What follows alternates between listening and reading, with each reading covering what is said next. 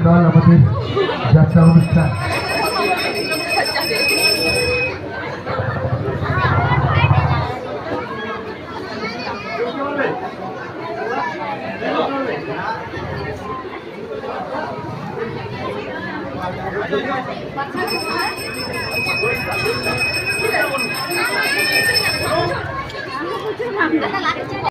Hello friends, দেখো আমাদের গ্রামে পুজো চলছিল, তোমাদেরকে বলেছিলাম বাসন্তী পূজা চলেছিল। আজকে লাস্ট দিন আর কি, এটা দেশ পুজো। তো যার যার মানসিক আছে সবাই বাতাসা নিয়ে এসছে, বাতাসা লুট হবে এই সন্ধ্যের দিকে হবে আর কি। প্রায় 5-6 কুইন্টাল মতো বাতাসা, মানে একজনের নয় সবার মিলে আর কি। তো এই যে মানসিকের সব বাতাসা নিয়ে এসেছে। আমিও গেছিলাম মন্দিরে, আমার বৌমা গেছিলো, বৌমার মা গেছিলো। আর নিচে সব কিছুটা ক্যামেরাবন্দি করতে পারিনি, অনেক লোক, আর ওপেন ক্যামেরা করতে পারি না, লুকিয়ে লুকিয়ে যেটুকু হয় আর কি। বুঝতে পারছো গ্রামের মানুষের কত লোকের কত রকম কথা।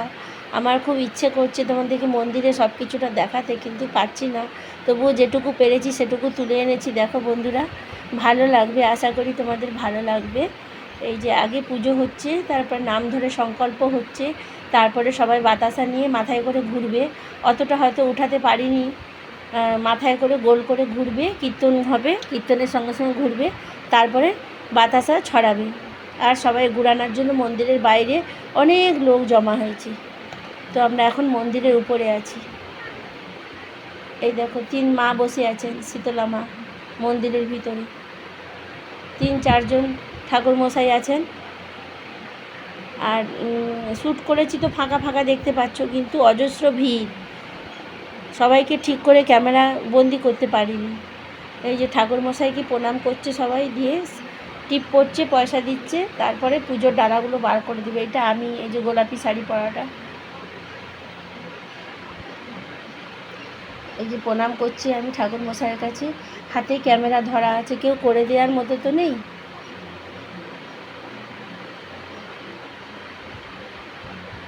মাথা ঠুকে ঠুকে বলছি ঠাকুরকে, ভগবান যে যেখানে থাকুক সবাইকে ভালো রেখো, সুস্থ রেখো, সবার পরিবারের সঙ্গে পরিবারের মিল রেখো।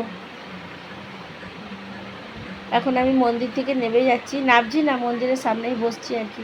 এই দেখো বাতাসাগুলো, আরও ভিতরে পিতলের গামলায় অনেক আছে মন্দিরের ভিতরে। অনেকে মন্দিরের সিঁড়িটায় বসেছে, মধ্যিখানের সিঁড়িটায়।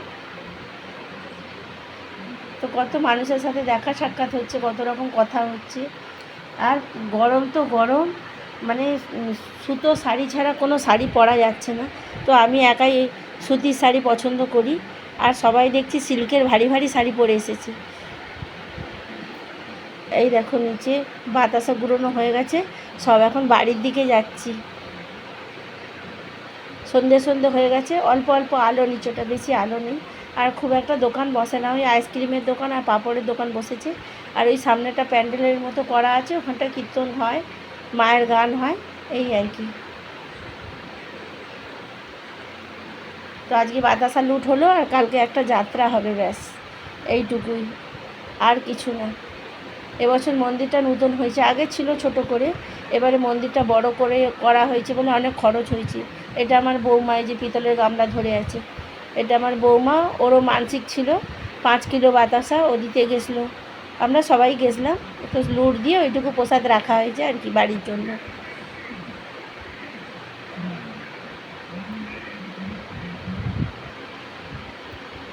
দুটো বাচ্চা তো